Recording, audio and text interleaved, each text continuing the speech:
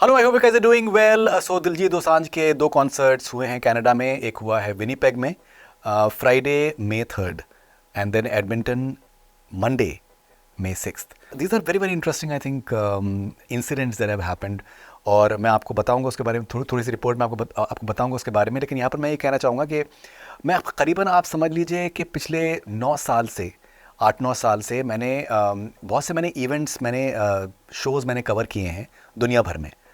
और हर तरीके के शोज़ मैंने देखे हैं। बहुत से बड़े बड़े आर्टिस्ट के साथ शोज़ मैंने देखे हैं। बहुत ही करीबी से मैं उनके करीबी तौर पे मैं उनके साथ में जुड़ा हुआ हूँ। लेकिन ये जो दिलजीत के साथ में हो रहा है, ये अनप्रेसिडेंटेड है। ये कुछ इस तरीके की ये एक्टिविटीज़ हैं, कुछ ये इस तरीके की आई थिंक हिस्ट्री लिखी जा रही है। जैसे मैंने पहले भी कहा, हमने वैंकूवर BC स्टेडियम में देखा, BC प्ले स्टेडियम में देखा, और अब ये आगे जो है वो सफ़र बढ़ चुका है और ये बहुत ही हिस्टोरिकल है। विनीपेग में कनाडा लाइफ सेंटर में करीबन 16 से 17 हज़ार लोग फ्राइडे को। चलिए ठीक है, फिर भी ये है कि सैटरडे को छुट्टी है, तो फिर भी फ्राइडे नाइट है। It's a huge number, sold out, completely packed. कमाल का आई थिंक रिस्पॉन्स, बेहतरीन रिस्पॉन्स। उसके बाद फिर मंडे को, वीक का पहला दिन है, वर्किंग डे है, रॉजर्स प्लेस 20,000 से ज़्यादा लोग जमा होते हैं, सोल्ड आउट है। ये this is not a small achievement.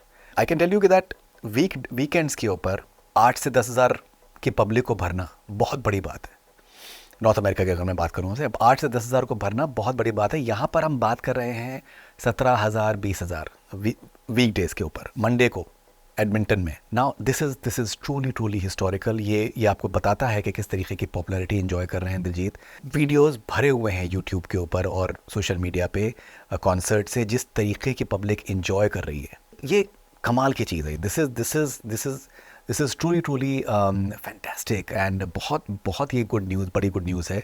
अब बहुत सी चीज़ें इस तरीके की दिलजीत कर रहे हैं जो कि एक मील का पत्थर वो खड़े करते जा रहे हैं। और बाकी जो भी क्राउड है, बाकी जो भी एक सारे पंजाबी जो आर्टिस्ट हैं या इंडियन आर्टिस्ट हैं, उनके लिए एक बेंचमार्क है कि यार ये तुमको यहाँ पर तुमको आना है।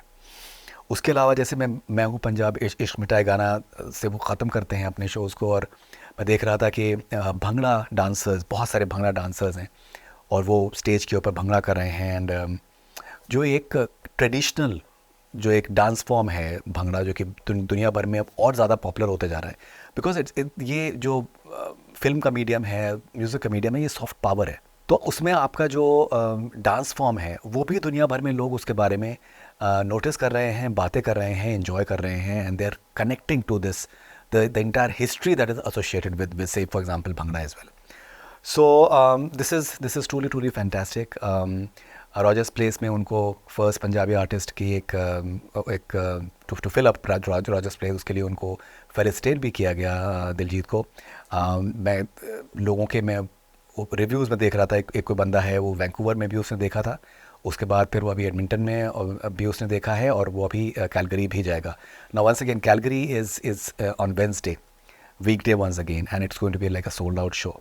नॉर्थ अमेरिका में जो US में जो शोज़ हैं, उसमें काफ़ी शोज़ वो वीकडेज़ में हैं। शिकागो में मेरी बात हो रही थी मेरे दोस्तों से, और वहाँ पर वेंसडे को है, और it's a sold out show.